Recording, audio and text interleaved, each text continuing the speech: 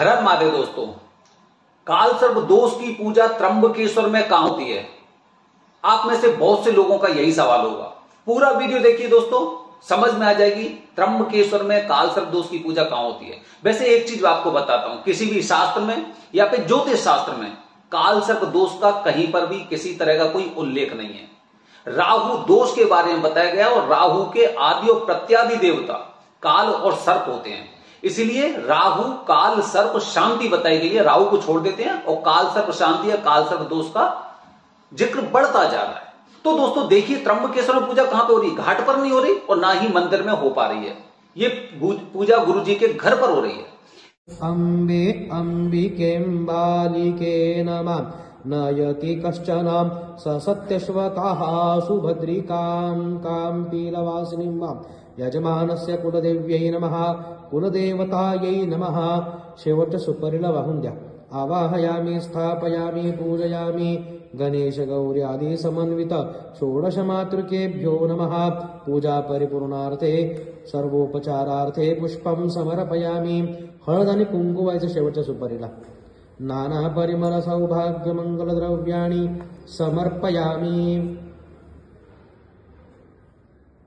नमस्कार करायचा आहे। नमस्कारोमी। पळीनी 2 वेळेस तांबडात पाणी सोडा। स्थावर धूपम अग्रहपयामि स्थावर दीपम दर्शयामि धूपदीपार्थे आचमनीयं समर्पयामि। आसादित नैवेद्यः। आपल्या समोर जमिनीवर 2 फळं ठेवलेत बघा। पाण्याची पळी त्या फळांवरनं फिरवा आणि सोडून द्या पाणी। ओम दोघांवरनं सत्यंत्वरतेन परिषिञ्चामि। अस्य श्री प्राण प्रतिष्ठा मंत्रस्य ब्रह्म विष्णु रुद्र ऋषयः ऋग्यजुः सामानि छन्दासि परा प्राणशक्तिर्देवता।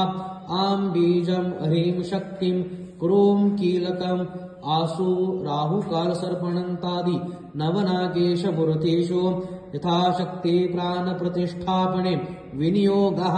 सोडून द्या पाणी।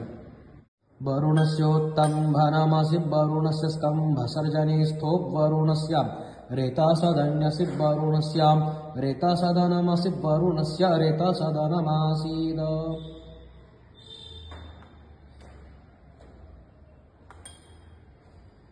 प्रत्येक कलशाच्या आत थोडी थोडी हळद व्हा। जा ओखधीः पूर्वा जाता देवेभ्यः स्त्रियुगं पुरा मनैन बभ्रूना महद्गुंशतन्धामानि सत्त च अक्षदा। काण्डात् काण्डात् परोहन्ति परुखः परुखस्परि